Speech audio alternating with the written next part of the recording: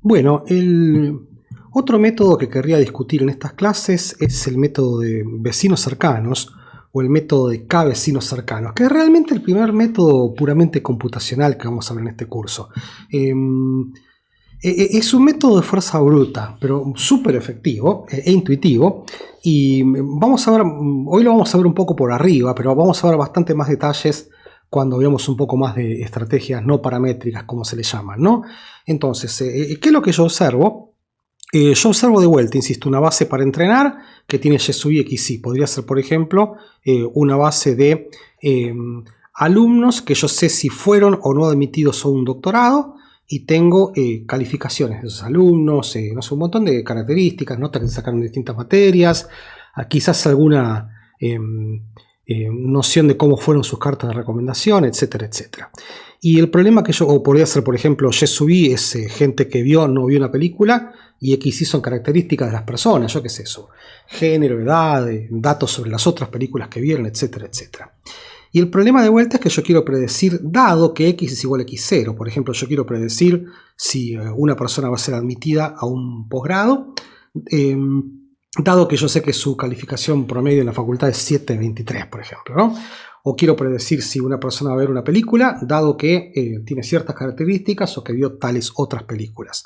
Entonces, un input importantísimo es este que está acá, que es la distancia entre las características de la yésima persona u observación y el punto donde yo quiero predecir. Por ejemplo, si X0 es 7.26 y la nota de una persona es 8, la distancia que hay entre 8 y 7.26, ¿no? O sea que esto lo que mide es la distancia de cualquier observación, de la yésima observación a el punto donde yo quiero hacer la predicción, que es X0, ¿no?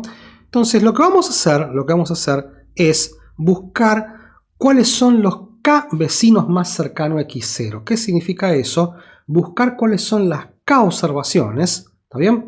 Que en lo que respecta a X son lo más parecidas a X0, o sea, al target donde yo quiero predecir, ¿no?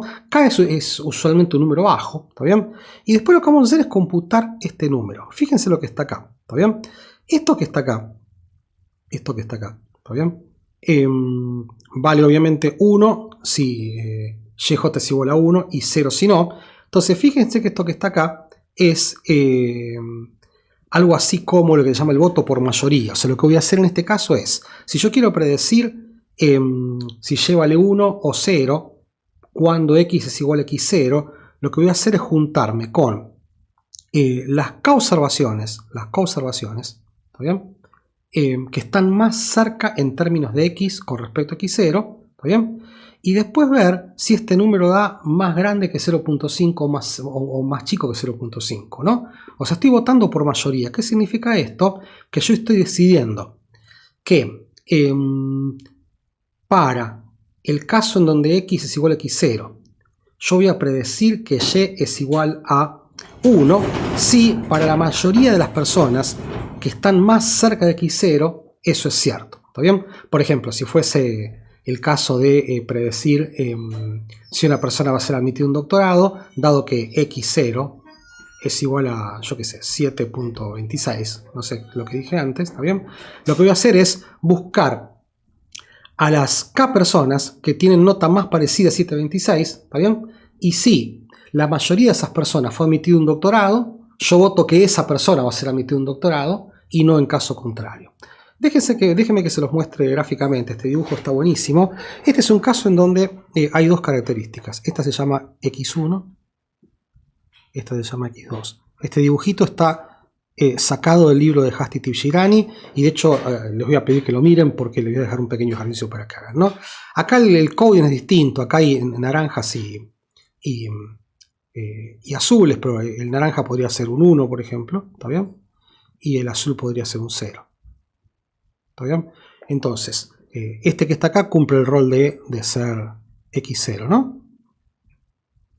Entonces, yo quiero predecir si para esta persona hipotética que tiene un X igual a X0, ¿está bien? Quiero predecir si lo pongo en el grupo de los naranjas, o sea, de 1, o quiero predecir si yo lo clasifico como azul, o sea, 0.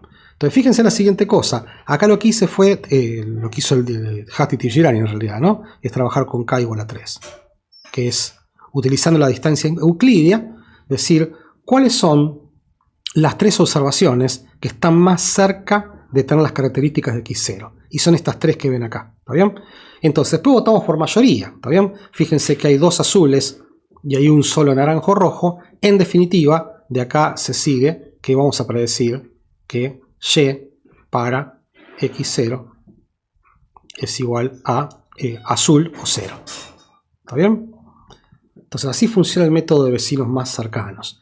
Es un método por fuerza bruta que anda muy bien. Lo que les dejo como ejercicio para que miren es interpretar qué significa este gráfico. ¿Está bien? Los voy a invitar a que miren el libro. ¿Está bien? Y les hago esta pregunta. Es súper fácil, pero pensar en qué es lo que hace este gráfico que está acá les va a permitir entender muy bien cómo funciona el método de vecinos cercanos. Comentarios. Es un método hiperflexible y generalizable. Lo vamos a ver con bastante más detalle más adelante, ¿no?